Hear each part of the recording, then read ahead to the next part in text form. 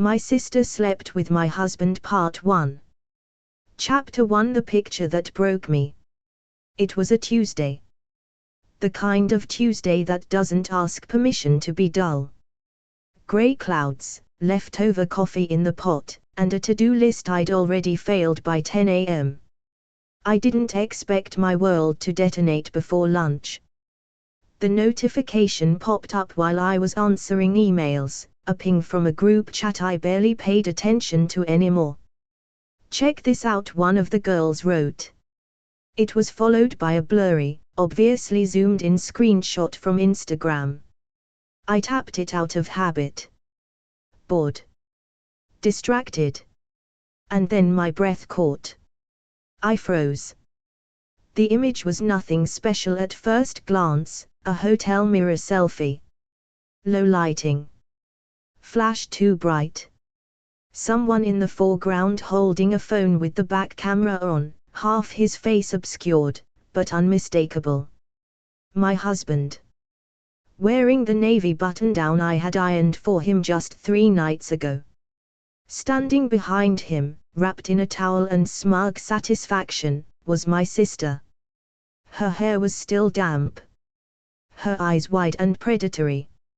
Her hand, perched lazily on his shoulder like she owned him. Like she won him.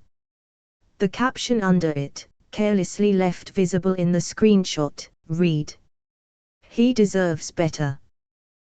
No more secrets." My ears started ringing. I couldn't breathe. Not like in the dramatic movie way, where someone gasps and clutches their chest. No. This was worse. This was quiet. Cold. Like someone had poured cement into my lungs. I just sat there, staring at the image, blinking, trying to find a version of the truth that wasn't this one. But it was real.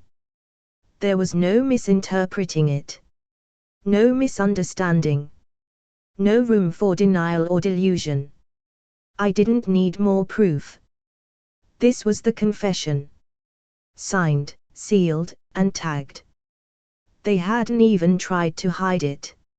I should have screamed. I should have cried. I should have smashed a plate or called someone or slammed a door, something. But I didn't.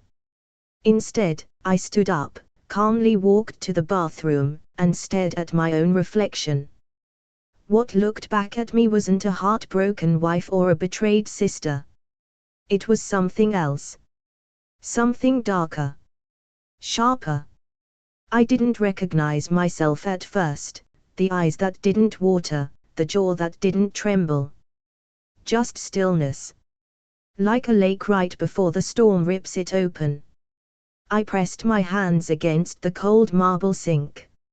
And whispered to myself, let her have him.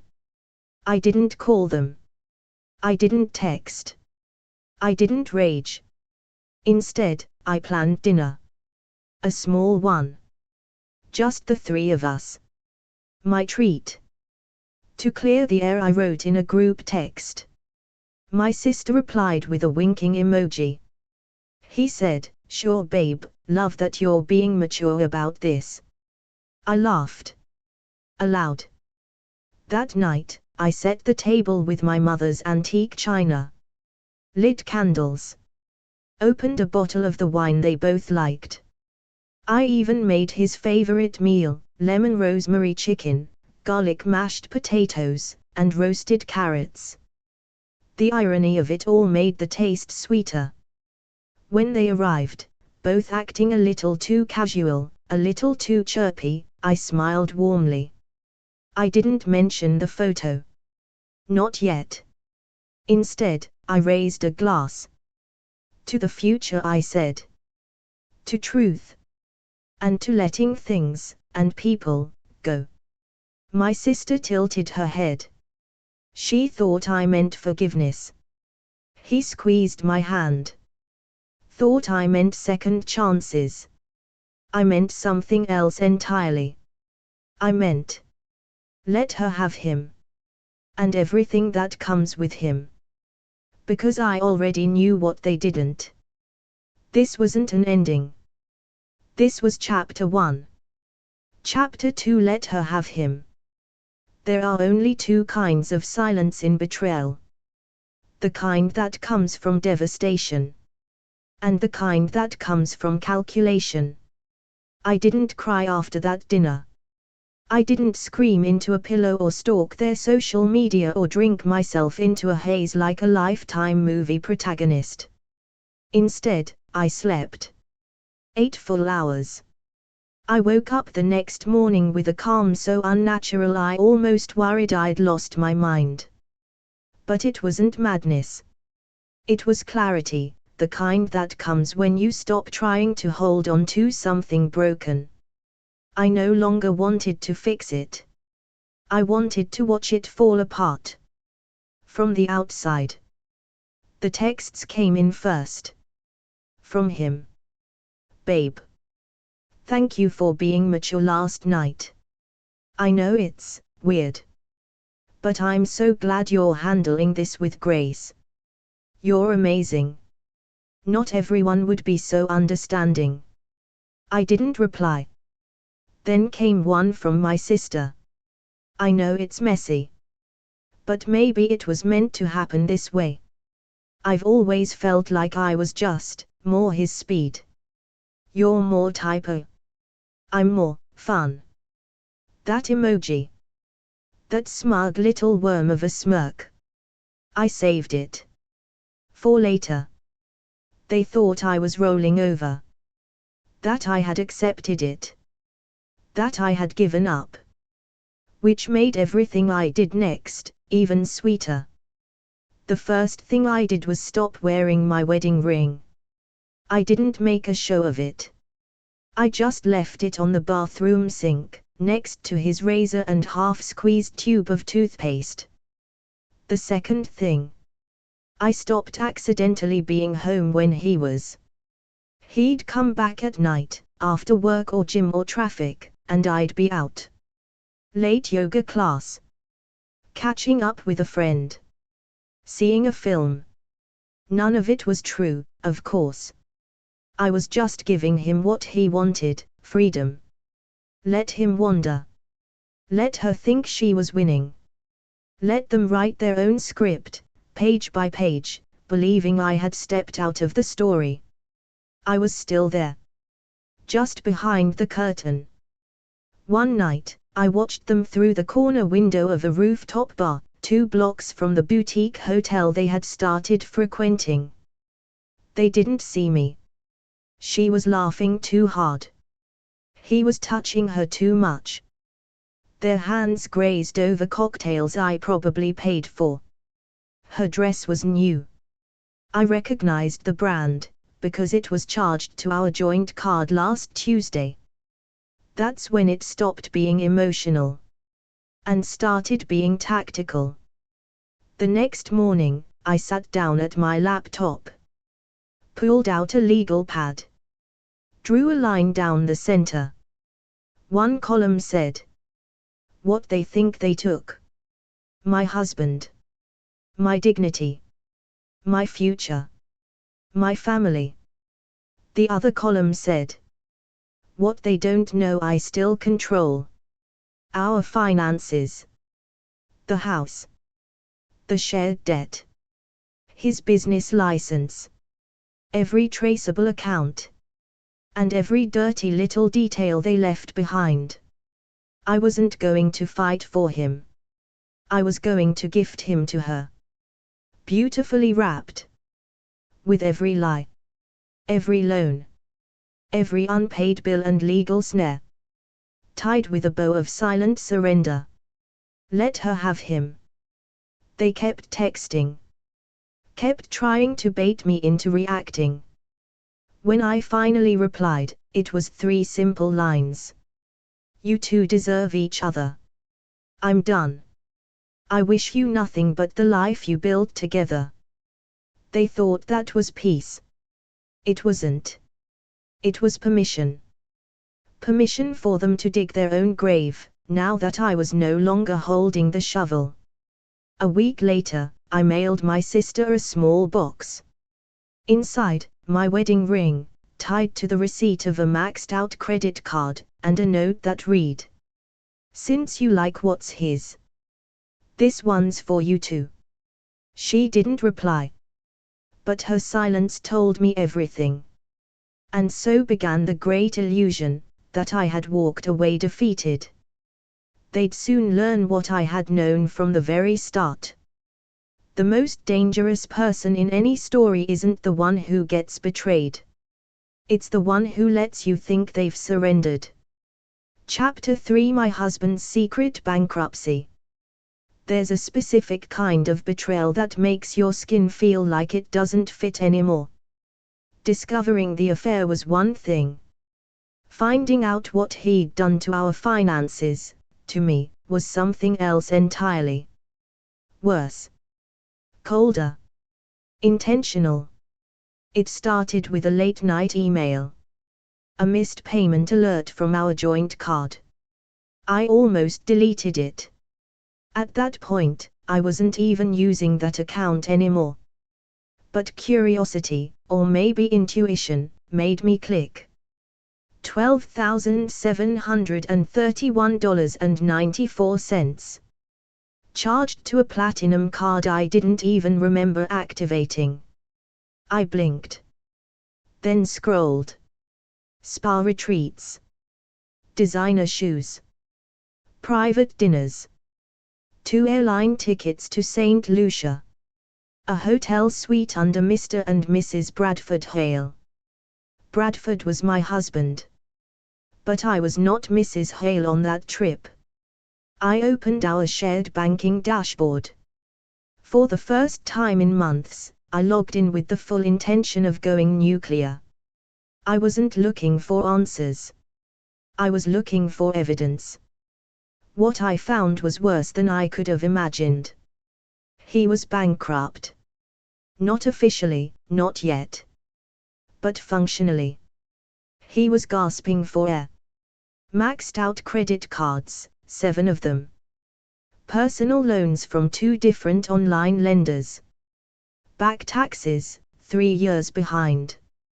And most shockingly, a massive business loan I never signed off on, using our marital home as collateral. I clicked through PDF after PDF, each one a financial obituary.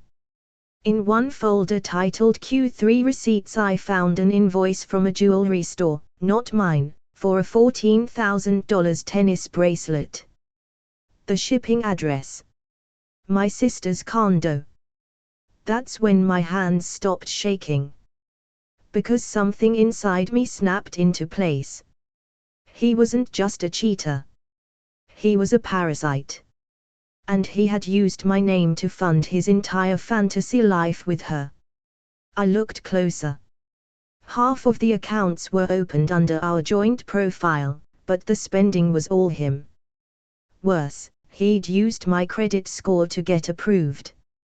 Everything traced back to me. Every dress she wore. Every vacation they took. Every champagne brunch photo I had seen floating on Instagram. I paid for it. But not anymore. I made 3 calls that night. 1 to my lawyer. 1 to a financial risk consultant I found through a forum for high-asset divorcees. And 1 to Vera, my quietest, smartest friend, who worked in private wealth protection and didn't believe in grace. Each call ended the same way. It's salvageable. But you're going to have to be smarter than both of them. And faster. I was. I spent the next week collecting data. Quietly. I didn't touch the accounts. I didn't tip him off. Instead, I made copies. Printed records. Dug up everything I could. Turns out, the man I married had taken out over $200,000 in credit in the last 2 years. Most of it hidden behind dummy corporations. All of it toxic. And all of it traceable. What stunned me most was the sheer audacity. He must have thought I'd never look. That I was too trusting. Too soft. Too accommodating. But what he didn't understand was that I had spent our entire marriage quietly watching his patterns, because women in love always know when something is off. I just hadn't been ready to face it until now. He had turned me into a financial front. And now, I was going to turn his life into a burning asset. I created a spreadsheet, color-coded, detailed, bulletproof. Red equals his debts. Yellow equals forged signatures. Green equals assets I could still reclaim. Black equals everything I planned to hand over to her. Because if she wanted him, really wanted him, then she would need to take the whole package. All the rot. All the lies. And all the debt he had built like a love letter, funded by fraud and wrapped in deceit. The trap wasn't ready yet. But it was forming. Every number, every transaction, every overdraft, it all painted a picture. And when the picture was finished, I was going to hand it to them, framed in gold, with a ribbon on top. Because she didn't just steal my husband. She inherited everything he owed. Chapter 4 signed, sealed. Sabotaged. Revenge isn't rage. It's paperwork. And silence. I didn't sleep much the night after I finished the spreadsheet. Not from stress, from anticipation. My nerves didn't buzz with anxiety anymore. They pulsed with control. I had the information. Now I needed the execution. The plan was simple in theory, outrageous in scale. Transfer every shared asset into my husband's name. Every liability. Every debt. Every poisoned piece of our life together. Then disappear before the explosion. He had treated me like a silent partner in his mess. So I was going to give him full ownership. First, I called Vera. Sharp-witted, discreet, terrifying in a courtroom. The kind of woman whose smile makes opposing counsel check their brakes on the way home. I handed her a flash drive over coffee and almond croissants. She plugged it in. Scanned the folders. Let out a slow, stunned whistle. You're not playing around. I sipped. Calm. Controlled. No. I'm signing out. The first order of business, the house. The marital home. Our supposed forever nest. Technically co-owned. Emotionally. Dead to me. Vera and I drafted a quitclaim deed. A legal document that transferred my half of the property to him. Clean. Permanent. With one small forgery, his signature. I knew it well. I'd signed birthday cards with it. Forged his name on school forms. It was muscle memory. Now it became the lockpick to my own liberation. Once filed, the house was his. But here's what he didn't know. The mortgage was 3 months behind. The equity. Negative. The taxes. Past due. The plumbing. Failing. The kitchen renovation he bragged about. Unpermitted. It wasn't a house. It was a money pit in designer paint. Let them build their little love nest on top of that. Next, the accounts. With Vera's help, I began legally shifting the joint accounts, personal and business, into his name only. She guided me through the minefield with surgical clarity. This isn't stealing. It's handing back the mess you were tricked into carrying. Some were easy, already 90% his transactions. Others required finesse, small adjustments, cleverly worded memos, strategic emails that gave the illusion of consent from both sides. A few needed forged signatures. One needed a fax. One required a notary, which Vera handled. It was all paper. Just paper. But paper is how empires fall. Then came the cars. The Range Rover I never drove, the Jeep he used for work. Both signed over to him. The Jeep had 3 outstanding parking tickets and an engine warning I had ignored out of spite. Now it was his problem. By the end of the week, I had transferred the house, the cars, 3 business credit lines, 2 joint checking accounts, and 4 credit cards. All of it was now legally his. Even better. Several had her name listed as an authorized user. It was delicious. She wanted to be in the picture. Smile, sweetheart, you're now co-signed on a $60,000 disaster. I didn't tell them. I didn't need to. The documents would speak louder than any confrontation ever could. They'd wake up one morning thinking they'd stolen my life. And realize they'd inherited a financial Chernobyl. My last move was the most satisfying. I cancelled the monthly auto pay on his personal American Express card, the one I had been secretly covering from my freelance fund. I did it quietly. Without a word. 2 days later, I got a text from him. Hey, did the Amex get blocked? Weird, got declined for the florist LOL. I didn't reply. But I did order myself ponies. On my own card. Paid in full. They say revenge is a dish best served cold. But mine came gift wrapped in legal ink. And the best part. They had no idea the fuse was already lit. Chapter 5 Her Dream Wedding, on my stolen credit. It started with a Pinterest board. Her profile name was something subtle and poetic, Bride Vibes 2024, which was already enough to make me gag. It was public. Rookie mistake. The pins were everything I expected. Champagne towers. Floating floral installations. A 5-tier cake in muted gold. Under each post, she wrote comments like, manifesting this or, can't wait for our forever. Except forever came with a price tag. And I was the one footing the bill. I didn't confront her. I didn't shut it down. I watched. Like a lion watching prey skip toward the cliff. The first charge came in the next day.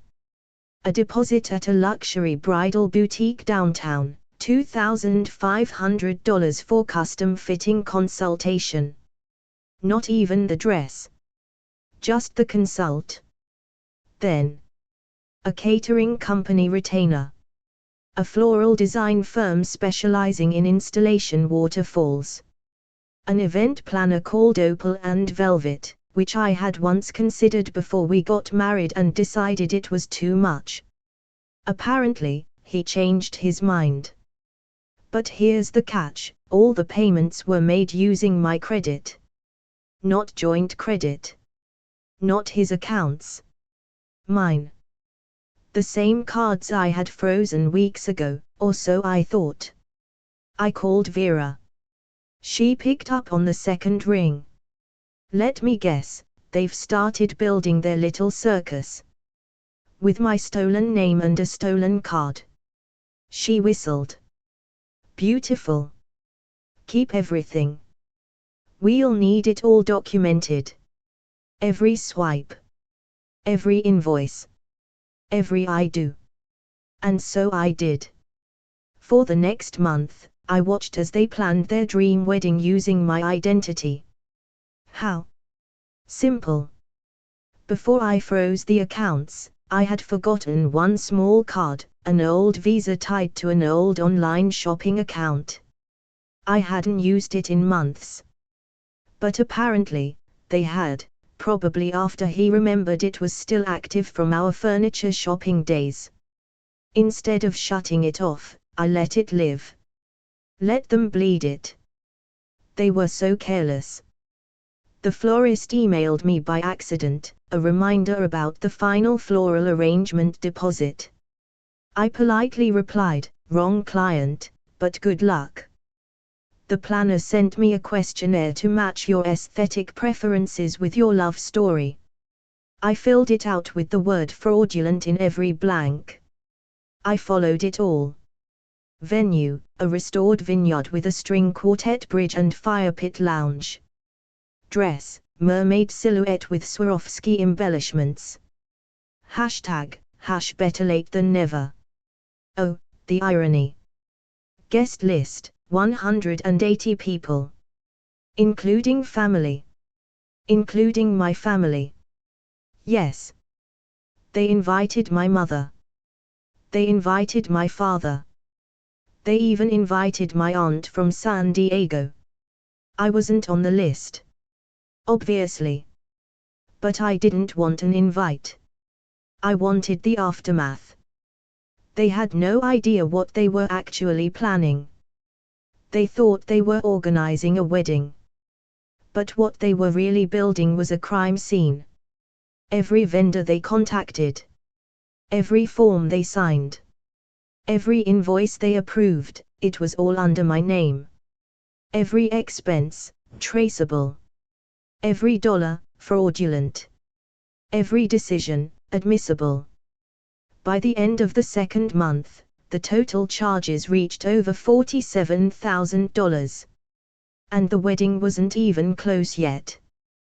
One night, I passed by their engagement shoot, in a public park.